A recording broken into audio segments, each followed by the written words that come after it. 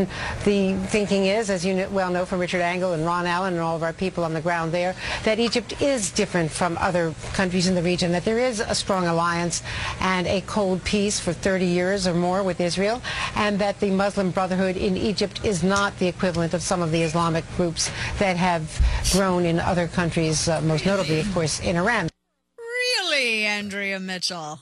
I love how they say things and they just think that I'm just going to say this with no basis in reality and it's just going to be true. Even though this was, as we mentioned earlier in the program, this was the day after she spoke to a former member of the Muslim Brotherhood who said, actually, yes, they are. They just called for Sharia law, one of their leaders within the organization.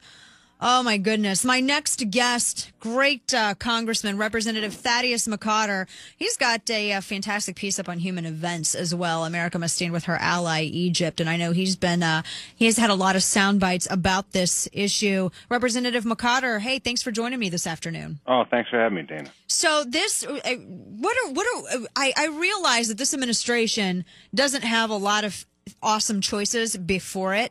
But at the same time, I think that they could have possibly handled everything going on in Egypt a little bit better than they have. It seems a little bit Carter-esque, but not. I mean, you write that the demonstrations are essentially a reprise of the '79 revolution.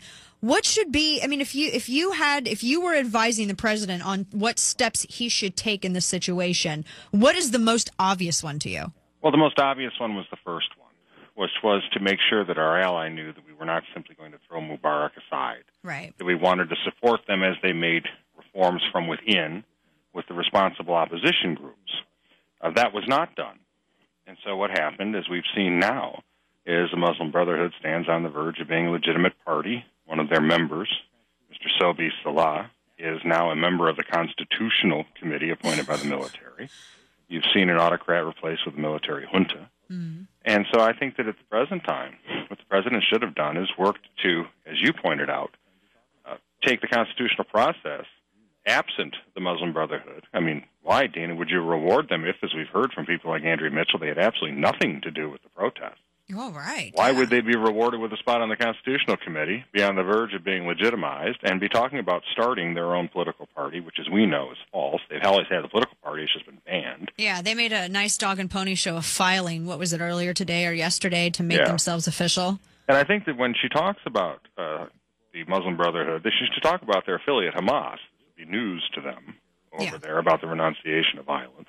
I think that they should look at the history, and I think one of the things in the Constitution of the new Egypt should be the recognition of the peace accords with Israel, as well as the prohibition on any group that has, or presently, or will advocate terrorism as a means to a political end. These are the types of things the administration did not do when they abandoned Mubarak precipitously and allowed this process to careen. And what happens now is you see Mubarak gone, the army completely in control, and the Muslim Brotherhood on the verge of being already let inside to have a large role in the shaping of that Constitution, which, as we know over time, is how these radical, well-organized groups tend to usurp power. And I only conclude with this, is point out Iran. That didn't happen overnight. Right. That the Khomeinites took power. That took about 7 months. And unfortunately, we saw the reprise of representatives of the American administration, as well as others, talking with Khomeini even before the Shah was gone. We've seen Suleiman. We've seen representatives, at least reportedly, of the United States government talking to the Muslim Brotherhood even before Mubarak was gone. Right. These are mistakes that history tells us we should not repeat.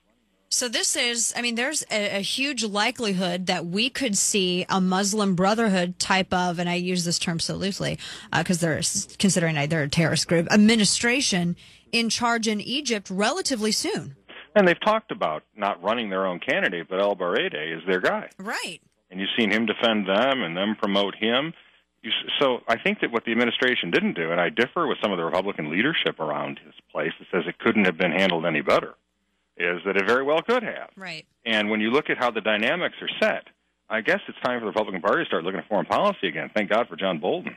Oh, I know. And I realize, too, that a lot of people say, oh, well, Mubarak, he wasn't the best guy on human rights. But the bottom line is that actually he was better on human rights than some of these other cats over there in the Middle East, because this was the guy that was one of the only leaders over in the Middle East that recognized Israel's right to exist, that kept the peace over there, that refused to allow an extreme group, a terrorist group, come in and implement Sharia law. And now what we've heard is we've had leaders within the Muslim Brotherhood say, yeah, actually, we want Sharia law in Egypt. Do you think that the protesters are going to allow this to happen? Are they going to trade Mubarak for something infinity times worse than Mubarak? Well, I think what happened to the protesters is they're already in the situation where you've had the military take over.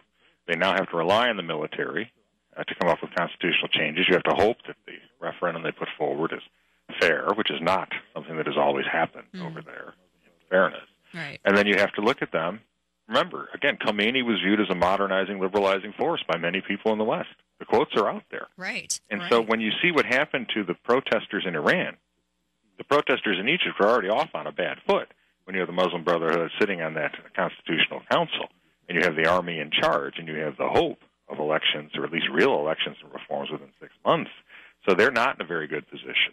And I think that one of the things that we see in Iran today is I would like to see the president echo his call for Ahmadinejad to step down in an immediate transition to responsible government.